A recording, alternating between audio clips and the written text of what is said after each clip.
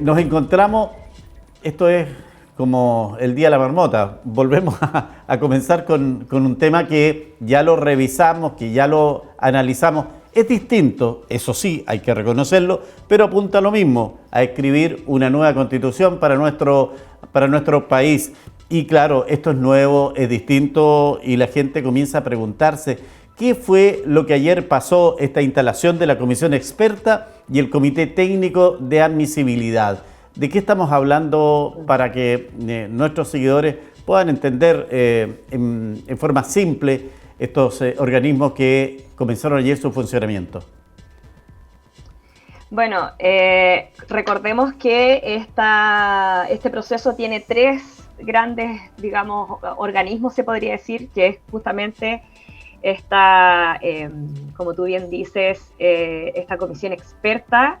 Tenemos también el segundo, que es el Comité Técnico de Admisibilidad, y el tercero justamente, que es el Consejo Constitucional, que finalmente es la entidad que va a estar conformada por 50 personas elegidas, ¿cierto?, por la ciudadanía, y que va a estar encargada de ir revisando lo que proponga, ¿cierto?, la comisión experta. Recordemos que partamos por la comisión experta. La comisión experta, su trabajo es finalmente es redactar, ¿cierto?, darle la forma a lo que tiene que ver con los articulados de lo que sería esta nueva constitución. Ya un borrador finalmente de una nueva Carta Magna. Entonces, esta famosa comisión experta tiene subcomisiones. Ya funciona un poquito parecido como al Congreso. De hecho, bueno, fue escogido 12 miembros por diputados, 12 miembros por Senado. Entonces, de todas maneras, siguió la lógica del Congreso de nuestro país. Estas Claro, subcomisiones, sí. ¿sí? Sí, no, lo que iba a decir, que a propósito que son elegidos por un poder político, diputados y senadores, ajá, se buscó que esto quedara de alguna manera pareado, en el sentido de que sí, la discusión política no se tienda a uno de los sectores que están legítimamente representados. Así es, así es. La idea fue equilibrar las fuerzas también, que es lógico, obviamente, para redactar el marco, el borrador de una Carta Magna. No puedes hacerlo solo con un grupo, ¿cierto?, con cierta línea política. Eso sería sesgar naturalmente el proceso y en sí el producto, ¿no?, que sería este borrador. Entonces, como tú bien dices, Miguel, esta comisión experta se divide finalmente en 12 miembros nominados por el Senado, 12 miembros nominados por la Cámara de Diputados, los cuales ya fueron ratificados. Tenemos de distintos partidos políticos, hay varios de RN, obviamente, hay algunos de UDI, Evópoli, también tenemos PPD, entonces tenemos un equilibrio más o menos racional de fuerzas políticas, y esta comisión experta se subdivide en subcomisiones. Tenemos la subcomisión, ¿cierto?, de sistema político, que tiene que ver también con reforma constitucional y forma del Estado, ¿cierto? Esa es la primera. Otra, la segunda, que es todo lo que es lo jurisdiccional, los órganos autónomos. La tercera, los principios, derechos civiles y políticos. Y la cuarta, que son los derechos económicos, sociales, culturales y ambientales, donde ahí está justamente un experto de nuestra región que fue denominado por RN, que es Teodoro Rivera, ¿no? Entonces, esto va a funcionar justamente como subcomisiones, como digo, bien similar al Congreso, y ahí van a ir armando, ¿cierto?, todo lo que tiene que ver con el borrador mismo, con estos 4 ejes, que son 4 ejes principales para una constitución, para darle el marco, digamos, firme. Sí, en primer resumen, podríamos decir, ellos van a escribir la Constitución. Un borrador, como bien dice usted, María Elena. ¿Sí? Exactamente. Ya, pero eso no es lo que finalmente los chilenos vamos a pronunciarnos en los próximos días. Eso tiene que pasar por otra comisión o otro organismo que también ayer se constituyó, que fue el Comité Técnico de Admisibilidad. Técnico, exacto. El Comité Técnico de Admisibilidad, finalmente su gran, digamos, función es que resguarde, ¿cierto?, todo lo que tiene que ver con los principios constitucionales que se establecidos por las fuerzas políticas. Finalmente, ¿qué es lo que se hace? Darle un marco, un límite, ¿no? Lo que hablábamos, ¿te acuerdas del año pasado? este límite, este marco que es obviamente que resguarde que sea una república, ¿cierto? Democrática, un Estado democrático social, etcétera. O sea, este comité técnico de admisibilidad finalmente lo que hace es admitir las propuestas de las distintas subcomisiones que se conformaron de la comisión del comité de expertos. Esa es más o menos la lógica que tiene, es como un poco un tribunal, parecido al Tribunal Constitucional, pero más bien un comité, no tanto con una impronta de sanción, digamos, como un tribunal, ¿no? Ya, pero yo me recuerdo que el año pasado uno de los temas para ir avanzando en lo que era la nueva constitución, en este nuevo proceso, después del rechazo de septiembre, eran los famosos bordes. Entonces se entiende que este comité técnico de admisibilidad es el que va a hacer mantener ese rayado de cancha, por así decirlo. Exactamente, por eso es de admisibilidad. O sea, este comité finalmente va a estar ocupado de resguardar esos bordes y por lo tanto las propuestas van a ser admisibles siempre y cuando respeten, ¿cierto?, esos bordes. Ese, digamos, es la lógica. Y ahí ya después viene la labor del Consejo Constitucional, que ya ese sería constituido por 50 ciudadanos y ciudadanas, que se elegiría por votación popular, entiendo, creo que es el 7 de mayo, si mal no me equivoco, Así en fecha. Es. Pero creo que es el 7 de mayo, sí. De los miembros del Consejo Constitucional. A ver, llevamos 24 personas en el primer organismo, ¿cierto? En esta comisión de expertos. Ahora, en esta comisión, el Comité Técnico de Admisibilidad, son 14. ¿Y ellos se suman a los 50? ¿O los 50 tienen otro objetivo? No, yo entiendo, no se suman a los 50. Recordemos que el Consejo Constitucional tiene que ser votado popularmente. Sí, claro. No es que se adhieren obviamente este organismo queda funcionando en la medida que resguarde los marcos, pero son procesos distintos, uno es designado finalmente y el otro es elegido popularmente. Claro, es que aquí puede alguien decirnos, ¿qué sacamos con ir a votar para elegir 50 personas que nos van a representar si hay ya 24 más 14 designados y por lo tanto ellos van a definir la Constitución más de lo que puedan decir, en el caso de la Araucanía, que elegimos 5 integrantes de este Consejo Constitucional? ¿No tiene mucho sentido o estoy equivocado? La verdad es que depende la visión que se tenga. Yo creo que, obviamente, volviendo atrás, yo creo de nuevo haciendo el análisis que ya lo hemos hecho bastantes veces, el rechazo finalmente tan contundente a la propuesta anterior justamente tenía que ver con quizás poca limitación, pocos límites que tenía el organismo anterior conformado por justamente las personas elegidas por voto popular. Hoy en día lo que estamos teniendo es una especie de equilibrio, ¿no? Entre lo que es lo experto y lo ciudadano, que es justamente lo que de alguna otra forma una parte de la población fue lo que también expresó, ¿no? Entonces, ahora si lo vemos así, obviamente que no va a ser lo mismo del proceso anterior, aquí no va a ser solamente un consejo constitucional o constituyente, sino que obviamente va a estar justamente sujeto a los bordes de un comité técnico de admisibilidad, que fue también uno de los elementos que se criticó y que se criticó ampliamente de alguna otra forma como desdibuje, ¿no?, de límites. Entonces, si lo pensamos, obviamente, yo creo que nunca vamos a estar felices, Miguel, con nada. O sea, yo creo que somos un país que siempre vamos a estar de alguna otra forma siempre criticando, y yo creo que la crítica siempre es buena. Pero finalmente los procesos nunca van a ser perfectos, pero sí de alguna forma representa un camino, ¿no?, que también se optó, que también se manifestó por la misma ciudadanía. Ahora, obviamente estos procesos van a tener sus imperfecciones, probablemente van a tener sus críticas, de todas maneras, como el proceso anterior, pero de alguna otra forma este nuevo camino que se está formando con estos nuevos organismos, que le da de alguna otra forma un orden distinto también, y le da también una impronta distinta al tener personas también que de alguna otra forma son expertas en la área, ¿no? Que ahí también se necesita, cuando se escribe una constitución, también se necesita tener conocimientos de cómo armarla, ¿no? Los articulados, etcétera. Bueno, mire, la verdad es que tengo una cantidad de comentarios y todos apuntan a esta comisión de expertos que no los convence, pero uno piensa, si ellos hacen una constitución A, será la comisión de admisibilidad la que también va a tener que poner ahí los bordes, como usted dice, María Elena, y ahí se han recogido experiencias también del ámbito universitario.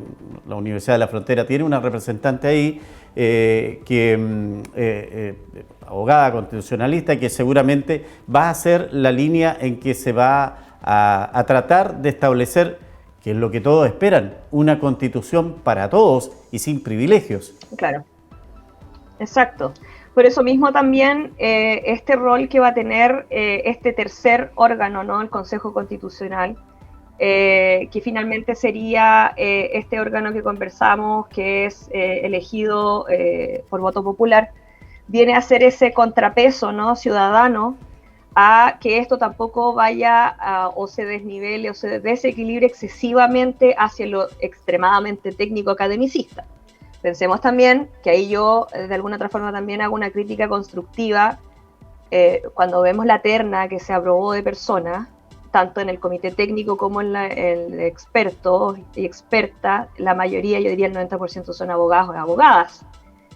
Entonces también ahí puede haber también, desde mi perspectiva, de repente integrar otras disciplinas que también van de la mano con las subejes que te nombré anteriormente, recuerdas que era el desglose de estas subcomisiones finalmente que tienen que ver con sistema político, reforma constitucional, derechos económicos, sociales, culturales, ambientales. ¿Quién de ahí es un experto ambientalista, por ejemplo, del área de cambio climático? Entonces, en esos elementos yo sí hago una crítica respecto al desequilibrio disciplinar que se generó al elegir estas personas. Mucho abogado. Mucho abogado, claro. ¿Qué pasa con los cientistas y las cientistas políticas?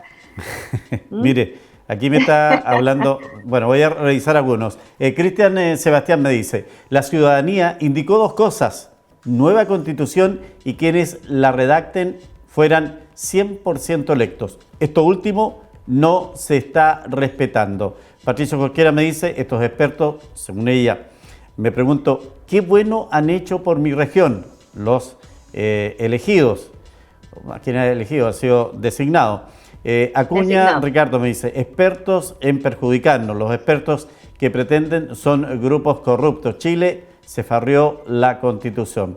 Para mí, dice Patricio Jorquera, es una pérdida de tiempo cerrar un día de venta para ir a votar por personas que no son del gusto.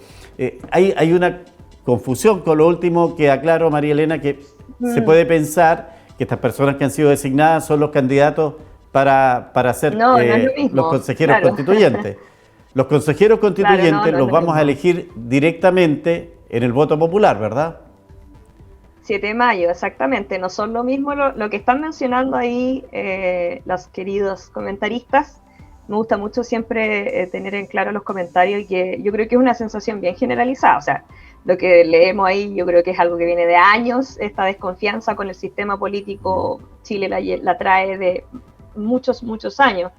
Lo han evidenciado varias encuestas, la Ipsos, etcétera. Entonces, no me parece, digamos, algo que me sorprenda, porque es una desconfianza que igual se va a traspasar a este mismo proceso. Ahora, claro, de nuevo vuelvo a repetir, no debemos confundirnos con que el comité experto es distinto al comité técnico de admisibilidad y es distinto al Consejo Constitucional. El Consejo Constitucional que se elige el 7 de mayo es el que va a estar compuesto de 50 ciudadanos y ciudadanas, porque recordemos que también trae la paridad. ¿Pero qué van a hacer ellos? Ese va a ser escogido. Estas 50 personas que vamos a elegir, ¿cuál va a ser su rol en la confección de la nueva Constitución?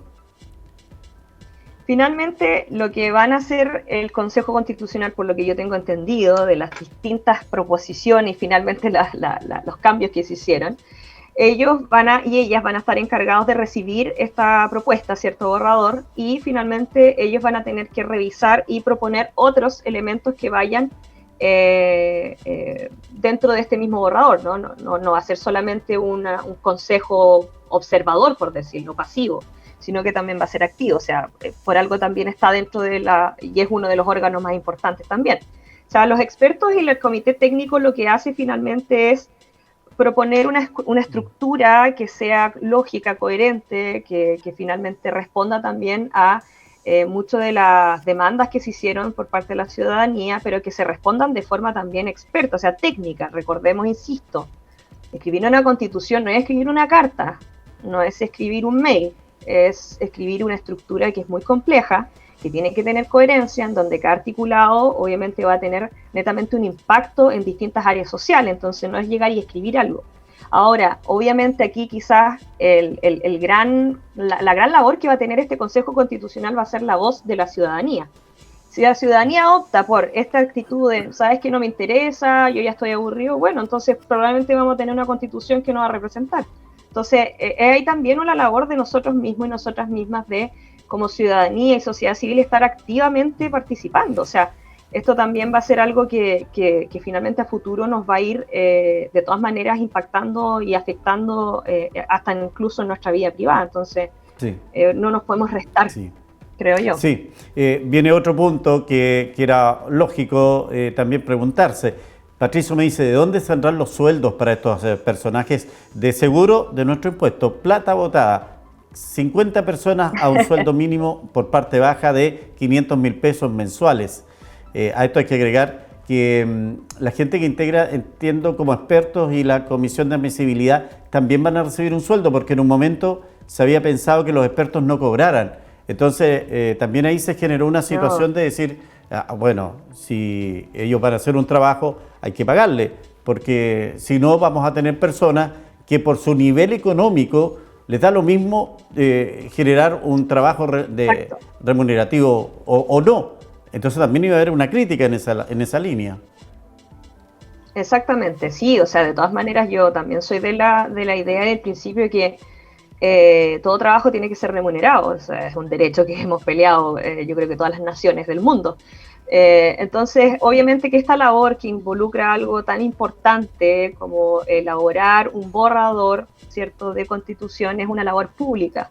Por lo tanto, pasan a ser servidores públicos. Por lo tanto, eso también lo dijo en su momento el presidente, Gabriel Boric. Dijo, no, esto tiene que ser remunerado. O sea, ellos y ellas van a hacer un trabajo público finalmente importantísimo. Todos estos organismos finalmente. Entonces, obviamente lo que tú dices, Miguel, es muy cierto. Si a la hora que no se pague, por ejemplo, un igual sueldo equivalente al trabajo realizado, ahí se van a ver las tremendas disparidades según situación socioeconómica, ¿cierto?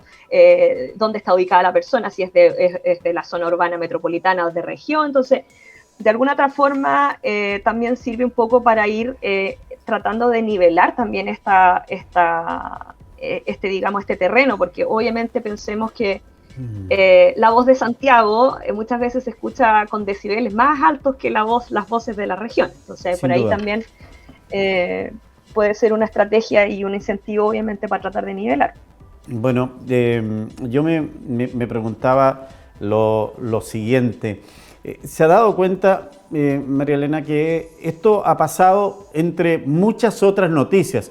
Podría decir que incluso la farándula ha opacado este proceso, porque usted sabe que ahí hay un temazo que están sacando, pero me llama la atención porque en el otro proceso, el año pasado, a esta altura teníamos transmisión a cada momento, a cada instante, transmisiones de televisión que eran extensísimas, e incluso, si usted mal no recuerda, la situación de las elecciones para conseguir el presidente de la constituyente y de las comisiones fue un tema de tarde, noche y madrugada. En cambio ahora ya entiendo que están listos los presidentes de cada comisión, o la comisión de los expertos y también de admisibilidad. Entonces es un proceso que ha ido, pero una rapidez increíble.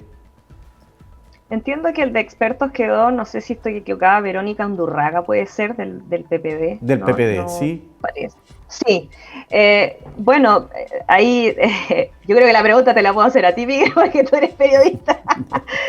La verdad es que la cobertura de los medios, a diferencia quizás del proceso anterior, pensemos que también es un proceso que está desgastado, de eso lo hablamos el año pasado, ¿te acuerdas? Sí, Es claro. un nuevo proceso que también trae un desgaste. A ver, la novedad atrae cámaras. ¿Para qué estamos con cosas, no? La novedad del proceso anterior era su naturaleza de Chile redactando una nueva constitución después de las reformas de Ricardo Lagos, Ah, que era claro. algo que suscitaba mucha novedad. Hoy en día ya no es tan novedoso porque ya vamos en la segunda pata, en el segundo baile, podríamos decir. Entonces, de alguna otra forma, claro, quizás por ahí el tema novedoso ya no es tanto, porque estamos repitiendo, digamos, como te dije, una segunda patita del proceso que había comenzado tiempo atrás. Ahora también hay un desgaste, creo yo, de la ciudadanía misma, insisto, la gran cantidad de votaciones que hubo el año pasado, anteriormente, perdón, cuando ya se dio el proceso. Además que eso lo conversamos, hay otro factor, un tercero diría yo, que fue un poco el temor también que a mí me Se suscitaba. generaron las campañas. Exacto, y además que pensemos que la agenda noticiera, se podría decir, está completamente cooptada por los problemas tremendos que tenemos de seguridad.